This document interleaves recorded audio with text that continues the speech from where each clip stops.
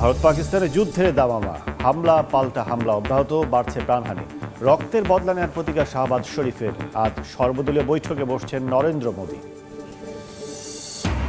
পাকিস্তানের স্বজনহারাদের শোক, জানাজায় মানুষের ঢল। ভারতের হামলার প্রতিবাদে বিক্ষোভ। পেহেলগামে আক্রমণের প্রতিশোধ নেয় ভারত জুড়ে উল্লাস। গাজার উত্তর ও মধ্যাঞ্চলে দখলদারদের হামলা, একদিনে প্রাণ গেল আরও ৬১ ফিলিস্তিনির। দক্ষিণাঞ্চলে মাইন বিস্ফোরণে কয়েকজন ইসরায়েলি সেনা নিহতের দাবি হামাসের। বিজয় দিবস উপলক্ষে মস্কোয় জড়ো হচ্ছেন বিশ্ব নেতারা। ৩০ কিলোমিটার এলাকায় বাফার জোনের প্রস্তাব ইউক্রেনের। যুদ্ধ বন্ধে বেশি শর্ত দিয়েছেন পুতিন, জানালেন জেডি ভ্যান্স। এবং মালয়েশিয়ায় অবৈধ অভিবাসীদের বিরুদ্ধে সাঁড়াশি অভিযান, বাংলাদেশি সহ ১২০০-র বেশি আটক। অভিবাসন নীতিতে কঠোর হচ্ছে যুক্তরাজ্য, ঝুঁকিতে থাকতে পারেন বাংলাদেশিরাও।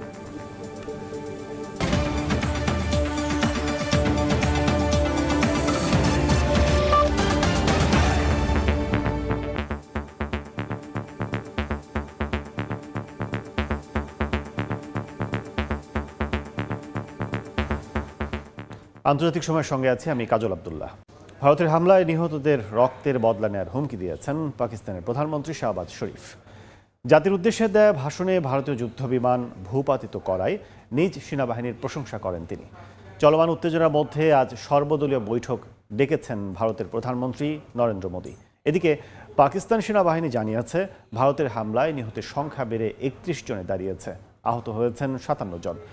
দুই পক্ষকেই সংঘাত বন্ধের আহ্বান জানিয়েছেন মার্কিন প্রেসিডেন্ট ডোনাল্ড ট্রাম্প। মুজাফফরাবাদ ছাড়াও কোটলি, শিয়ালকোট, মুরদিকে, সাকারঘার, পূর্ব আহমেদপুরে চালানো এসব হামলায় বাড়ছে হতাহতের সংখ্যা।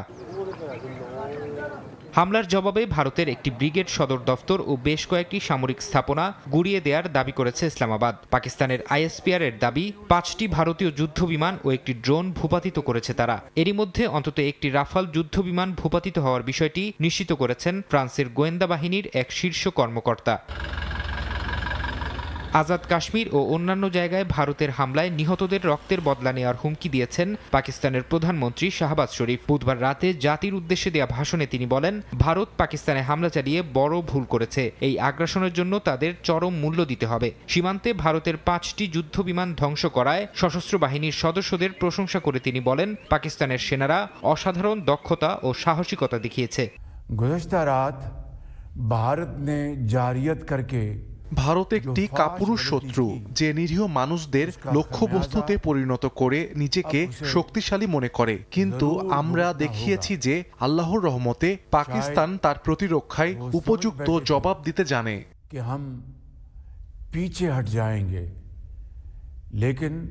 ভারতকে সতর্ক করে পাকিস্তানের প্রতিরক্ষামন্ত্রী খাজা আসিফ বলেছেন, পরিস্থিতি যদি আরও উত্তপ্ত হয় তাহলে পারমাণবিক যুদ্ধের আশঙ্কা বাস্তব এবং অবশ্যম্ভাবী হয়ে উঠতে পারে। এক সাক্ষাৎকারে তিনি দাবি করেন, ভারতের ভেতরে বর্তমানে গভীর রাজনৈতিক সংকট চলছে, আর সেই সংকট থেকে দৃষ্টি সরাতে তারা সীমান্তে আগ্রাসন শুরু করেছে।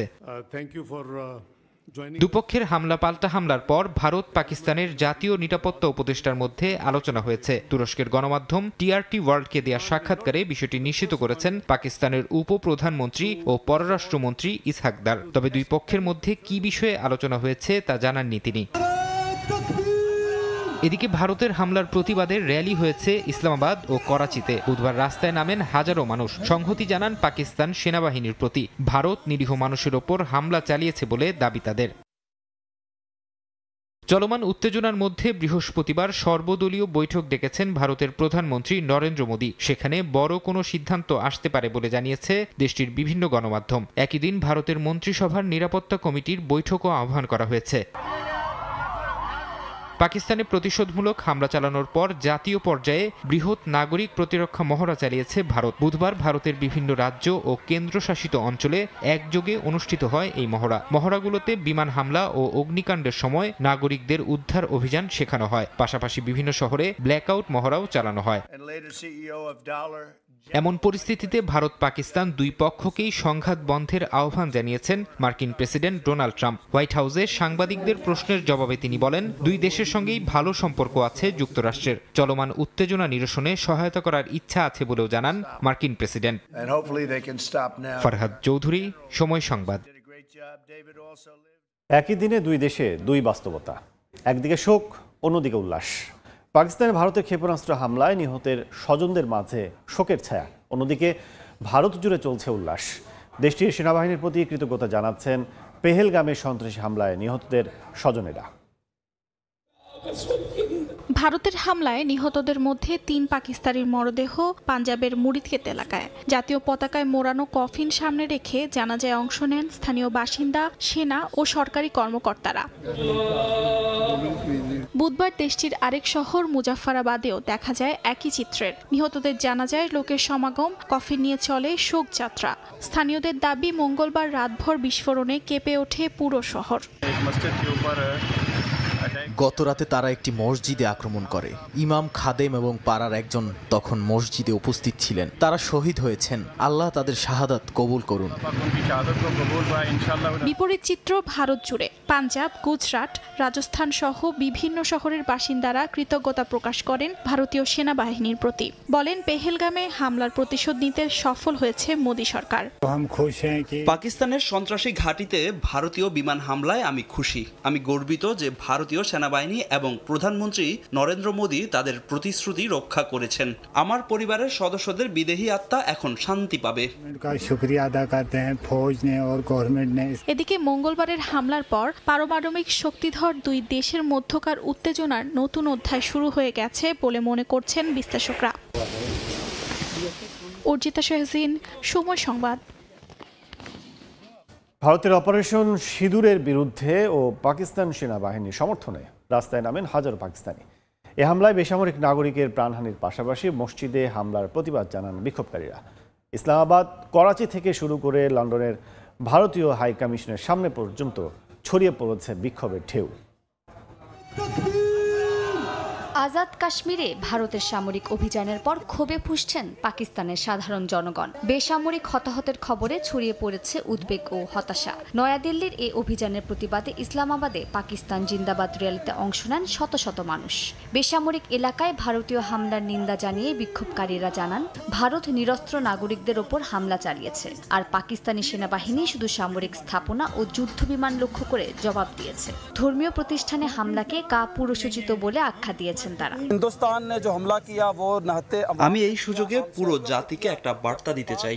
এটাই সময় পাকিস্তান সেনাবাহিনী এবং পাকিস্তানের পাশে দাঁড়ানোর। যারা হতাশা ও ভুল বোঝাবুঝি ছড়াচ্ছে তাদের থেকে দূরে থাকতে হবে এবং একই সঙ্গে আমাদের দেশ রক্ষায় সক্রিয় ভূমিকা রাখতে হবে। করাচির রাস্তায়ও ছিল একই চিত্র। প্রতিবাদকারীরা পুড়িয়েছেন ভারতের জাতীয় পতাকা ও প্রধানমন্ত্রী মোদীর কুশপুত্তলিকা। এ সময় প্রতিবাদকারীরা জানান, কোনো প্রমাণ ছাড়াই পাকিস্তানের উপর ভারতের হামলা নেক্কারজনক ঘটনা। ভারতের এই হামলা নাটক ছাড়া কিছুই নয়। যদি তারা নিরপেক্ষ তদন্তে রাজি হতো তাহলে তাদের মুখোশ উন্মোচন হয়ে যেত। পাকিস্তান শান্তি চেয়েছিল, কিন্তু এখন জবাব দিতে বাধ্য। লন্ডনের ভারতীয় হাইকমিশনের সামনে জড়ো হন ইউরোপ প্রবাসী পাকিস্তানি বংশোদ্ভূতরা। তারা জানান, ইসলামাবাদ যুদ্ধ চায় না। ফিলিস্তিনের মতো যুদ্ধের শিকার সবসময় সাধারণ মানুষ হয় বলে ক্ষোভ প্রকাশ করেন তারা। আর ভারত পারমাণবিক যুদ্ধের শঙ্কাকে উস্কে দিচ্ছে বলেও মন্তব্য করেন এই প্রবাসী পাকিস্তানিরা। মালিহা সুহরাওয়ার্দী, সময় সংবাদ। ভারত পাকিস্তানের পাল্টাপাল্টি হামলায় নতুন করে আলোচনার কেন্দ্রবিন্দু দুই দেশের সামরিক সক্ষমতা। কে এগিয়ে, এমন প্রশ্নের উত্তরে মালয়েশিয়ার গবেষণা সংস্থার পরিসংখ্যান বলছে, পারমাণবিক অস্ত্রে এগিয়ে পাকিস্তান আর সার্বিক সক্ষমতায় ভারত।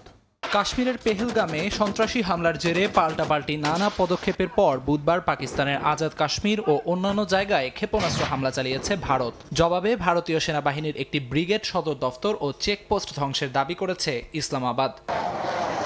এই পরিস্থিতিতে মালয়েশিয়ার গবেষণা সংস্থা ডিফেন্স সিকিউরিটি এশিয়া প্রকাশ করেছে দুই দেশের সামরিক শক্তির তুলনামূলক পর্যালোচনা। গ্লোবাল ফায়ার পাওয়ার 2025 অনুযায়ী সামগ্রিক সক্ষমতায় ভারত রয়েছে বিশ্বের 4 নম্বরে, পাকিস্তান 12তম। পারমাণবিক অস্ত্রে পাকিস্তান এগিয়ে থাকার বিষয়টি বিশেষভাবে গুরুত্ব পাচ্ছে। ইসলামাবাদের হাতে 140টি থেকে 150টি পারমাণবিক ওয়ারহেড, যেগুলো তুলনামূলকভাবে অল্প পরিসরের যুদ্ধেও ব্যবহারের জন্য প্রস্তুত। ভারতের সংখ্যা 160 হলেও নো ফার্স্ট ইউজ নীতির কারণে তা কৌশলগতভাবে সীমাবদ্ধ। জনবল ও বাজেটের দিকেও রয়েছে বড় পার্থক্য। ভারতের প্রতিরক্ষা বাজেট ৭,৯০০ কোটি মার্কিন ডলার, যা বিশ্বের তৃতীয় সর্বোচ্চ।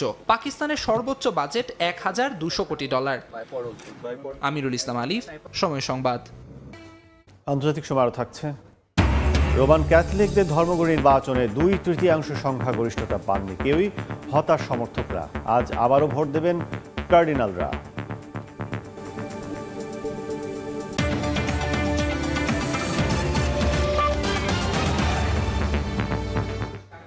অবরুদ্ধ গাজায় ইসরায়েলি হামলায় একদিনে আরও ৬১ ফিলিস্তিনি নিহত হয়েছেন, আহত হয়েছেন শতাধিক। গাজার উত্তর ও মধ্যাঞ্চলে বিভিন্ন স্থানে হামলা চালানো হয় বলে জানিয়েছে কাতার ভিত্তিক গণমাধ্যম আল জাজিরা। উপত্যকায় স্বাস্থ্য কর্মকর্তাদের দাবি, বুধবার গাজা সিটির একটি রেস্টুরেন্টে হামলা বেশ কয়েকজন নিহত হয়েছেন। যদিও এ বিষয়ে কোনো মন্তব্য করেনি তেল আবিব। এদিকে গাজা দক্ষিণাঞ্চলে মাইন বিস্ফোরণে কয়েকজন ইসরায়েলি সেনা নিহত হয়েছে বলে দাবি করেছে হামাস। ৮০তম বিজয় দিবস উপলক্ষে অংশ নিতে মস্কোয় জড়ো হচ্ছেন বিশ্ব নেতারা। বুধবার রাশিয়া পৌঁছেছেন চীনের প্রেসিডেন্ট শি জিনপিং। বিজয় দিবসের সামনে রেখে সীমান্তবর্তী রাশিয়ার এলাকায় ড্রোন হামলা বাড়িয়েছে ইউক্রেন। রুশ প্রতিরক্ষা মন্ত্রণালয়ের দাবি, একদিনে ৫ শতাধিক ড্রোন প্রতিহত করেছে তারা। মার্কিন ভাইস প্রেসিডেন্ট বলেছেন, যুদ্ধ বন্ধের জন্য রাশিয়া অনেক বেশি শর্ত দিয়েছে। অন্যদিকে ইউক্রেনে নিযুক্ত মার্কিন দূত জানান, ইউক্রেনের ৩০ কিলোমিটার এলাকাকে বাফার জোন বা নিরাপদ অঞ্চল ঘোষণা করার প্রস্তাব দিয়েছে কিয়েভ। রাশিয়ার রাজধানী মস্কোয় চলছে ৮০তম বিজয় দিবস উদযাপনের শেষ মুহূর্তের প্রস্তুতি। এরই মধ্যে দেশটিতে জড়ো হতে শুরু করেছেন আমন্ত্রিত বিশ্ব নেতারা। বুধবার মস্কোয় পৌঁছান চীনের প্রেসিডেন্ট শি জিনপিং। বিমানবন্দরে তাকে দেয়া হয় লাল গালিচা সংবর্ধনা। রাশিয়ার গণমাধ্যমের তথ্য বলছে, এবছর বিজয় দিবসের প্যারেডে যোগ দিতে পারেন চীন, বেলারুশ, ব্রাজিল, মিশর, ভিয়েতনাম সহ ২৯টি দেশের রাষ্ট্র ও সরকার প্রধানেরা। এছাড়া উত্তর কোরিয়া সহ ৩১ দেশের প্রতিনিধিরাও উপস্থিত থাকবেন। গণমাধ্যম বলছে, রুশ সামরিক বাহিনীর পাশাপাশি প্যারেডে অংশ নেবেন ১৩টি দেশের সেনারা। রুশ গণমাধ্যমের দাবি, একদিনে ৫০০র বেশি ড্রোন প্রতিহত করেছে পুতিন বাহিনী। মার্কিন ভাইস প্রেসিডেন্ট জেডি ভ্যান্স বলেছেন, চলমান যুদ্ধ বন্ধের জন্য রাশিয়া অনেক বেশি শর্ত দিচ্ছে। এনবিসি নিউজকে দেয়া সাক্ষাৎকারে ভ্যান্স আরও বলেন, চুক্তিতে পৌঁছাতে সম্প্রতি রুশ প্রেসিডেন্টের ওপর চাপ বাড়িয়েছেন ডোনাল্ড ট্রাম্প। তবে শিগগিরই অগ্রগতি না হলে যুক্তরাষ্ট্র মধ্যস্থতা থেকে সরে আসতে পারে বলেও জানান জেডি ভ্যান্স। তবে রাশিয়া ইউক্রেন যুদ্ধ বন্ধের বিষয়ে আলোচনাতে কিছুটা অগ্রগতিও হয়েছে। ইউক্রেনে নিযুক্ত মার্কিন দূত কিথ কেলগ ফক্স নিউজকে দেয়া সাক্ষাৎকারে জানান, ইউক্রেনের ৩০ কিলোমিটার এলাকাকে বাফার জোন বা নিরাপদ অঞ্চল ঘোষণা করার প্রস্তাব দিয়েছে কিয়েভ, যার তত্ত্বাবধানে থাকবে ইউক্রেন, রাশিয়া ও যুক্তরাষ্ট্র। ফরহাদ চৌধুরী, সময় সংবাদ। মালয়েশিয়ায় অবৈধ অভিবাসীদের ধরতে দেশ জুড়ে ১৬টি স্থানে অভিযান চালিয়েছে ইমিগ্রেশন বিভাগ। এতে বাংলাদেশি সহ ১,২৭০ জনকে আটক করা হয়েছে। স্থানীয় ১১ জন নিয়োগকর্তাকেও নেওয়া হয়েছে আইনের আওতায়। চলমান অভিযানে আতঙ্ক ছড়িয়ে পড়েছে প্রবাসী বাংলাদেশিদের মাঝে। মালয়েশিয়া থেকে বিস্তারিত জানাচ্ছেন মোহাম্মদ আব্দুল কাদের। অবৈধ অভিবাসীদের ধরতে মালয়েশিয়ার বিভিন্ন জায়গায় একযোগে অভিযান চালিয়েছে দেশটির ইমিগ্রেশন বিভাগ। বুধবার সকাল 10:30 থেকে 16টি স্থানে চালানো হয় চিরুনি তল্লাশি। ২,৭৫৬ জনের কাগজপত্র যাচাই শেষে ১,২৭০ জনকে আটক করা হয়, যাদের মধ্যে বেশিরভাগই বাংলাদেশি। নির্মাণ, কৃষি, পরিষেবা খাতসহ বিভিন্ন স্থানে এই অভিযান অব্যাহত রাখার ঘোষণা দিয়েছে কর্তৃপক্ষ। অভিযানে জোহরের তামানসুরিয়া এলাকার একটি নির্মাণ প্রকল্প থেকে ১৬৫ বাংলাদেশি সহ ১৮৯ জনকে আটক করা হয়। পুলিশের উপস্থিতি টের পেয়ে ড্রেনে ঝাঁপ দিয়ে আহত হয়েছেন এক বাংলাদেশি। অভিযুক্তদের বিরুদ্ধে বৈধতা না থাকা, অন্য কোম্পানিতে কাজ করা সহ বিভিন্ন অভিযোগ আনা হয়েছে। সারা দেশে হঠাৎ করে বাড়ি বা কর্মস্থলে হানা, কাগজপত্র চেকিং সব মিলিয়ে আতঙ্কে প্রবাসী বাংলাদেশিরা। কাজে যেতেও সাহস পাচ্ছেন না কেউ কেউ। ইমিগ্রেশনের ভয়, পুলিশের ভয়, যে কোনো সময় আমাদেরকে ধরতে পারে।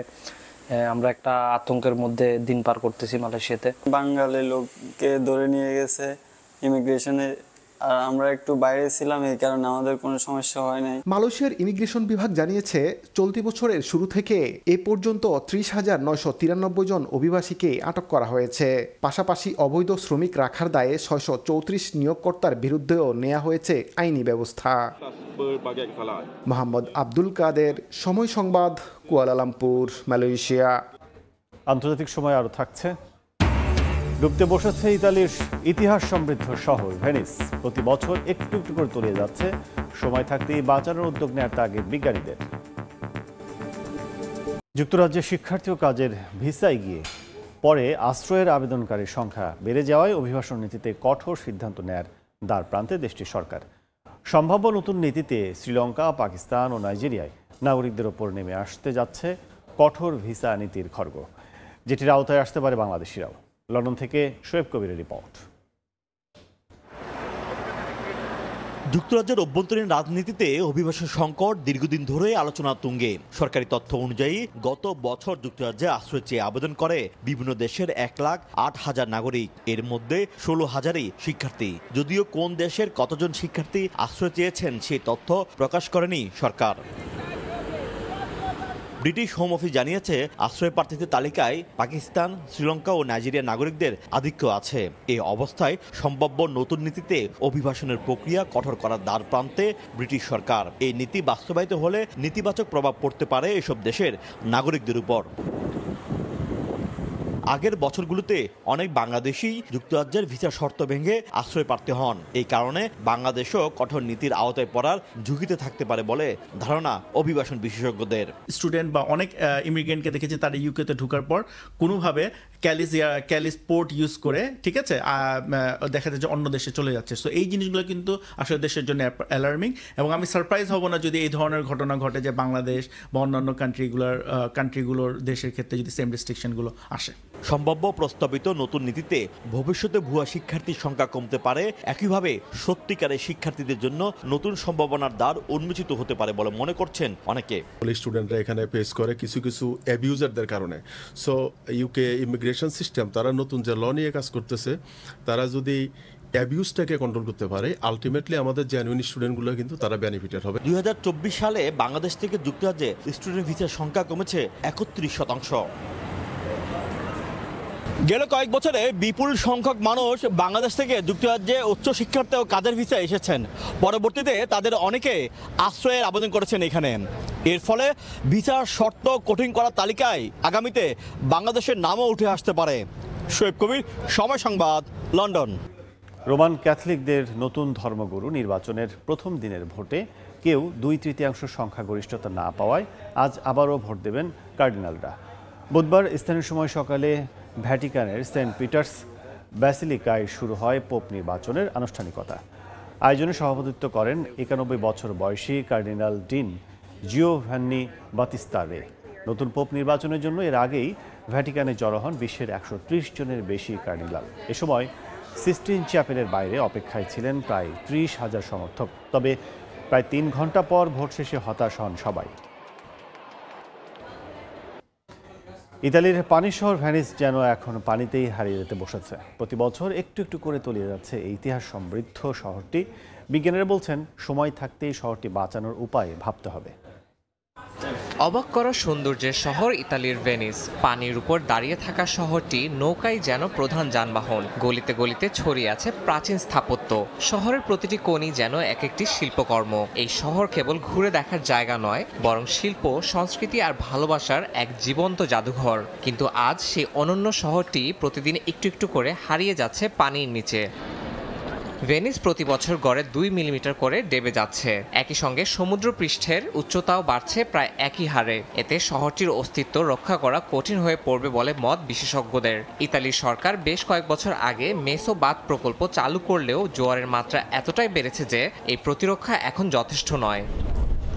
এই পরিস্থিতিতে শহরটি বাঁচাতে এক ব্যতিক্রমী পরিকল্পনা সামনে এনেছেন পদুয়া বিশ্ববিদ্যালয়ের একদল গবেষক। তাদের ধারণা, গভীর গর্ত করে সমুদ্রের নোনা পানি শহরের নিচের স্তরে পাঠানো হলে ভালো ফল পাওয়া যেতে পারে। এরই মধ্যে পরীক্ষামূলকভাবে পদ্ধতিটির প্রয়োগ শুরু হয়েছে, যদিও এটি কোনো দীর্ঘমেয়াদী সমাধান নয়।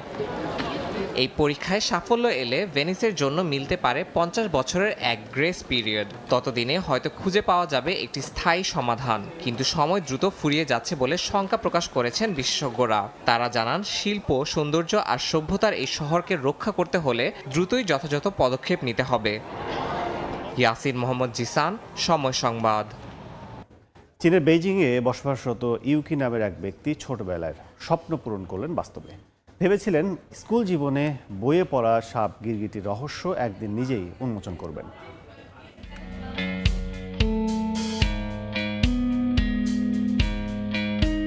চীনের বেইজিং এর স্পেসম্যান রেপটাইল মিউজিয়ামে দেখা মিলল নানা ধরনের সরীসৃপ প্রাণীর। ছোট বড় নানা বয়সের দর্শনার্থীরা বিশেষ এই জায়গাটি ঘুরে দেখার পাশাপাশি জ্ঞান অর্জন করছেন প্রাণীগুলো সম্পর্কে। তবে জাদুঘরটির প্রতিষ্ঠার পেছনে রয়েছে এর প্রতিষ্ঠাতা ইউকির ছোটবেলার স্বপ্ন পূরণের গল্প। স্পেসম্যান রেপটাইল মিউজিয়ামের প্রতিষ্ঠাতা জানান, ৯০-এর দশকে তার হাতে বই থাকলেও ছিল না বাস্তব অভিজ্ঞতার সুযোগ। সরীসৃপ প্রাণীদের সম্পর্কে জানার আগ্রহ ছিল প্রবল, কিন্তু তখনকার চীনে সেই কৌতূহল মেটানোর মতো উৎস বা জায়গা ছিল সীমিত।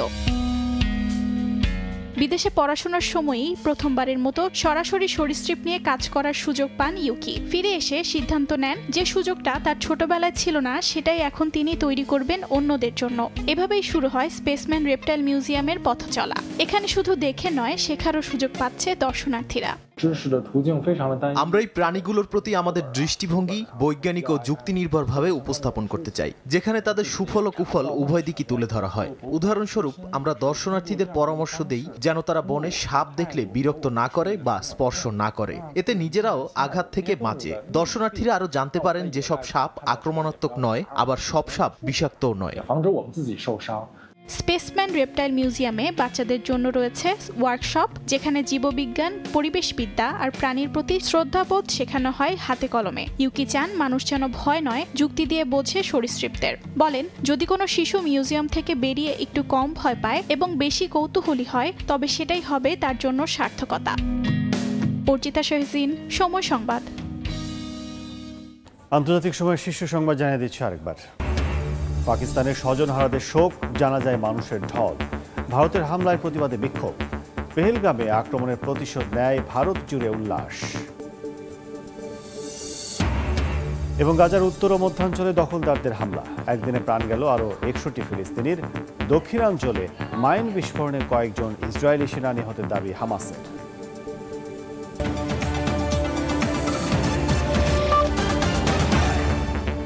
এই ছিল আন্তর্জাতিক সময়। সঙ্গে থাকুন সময়।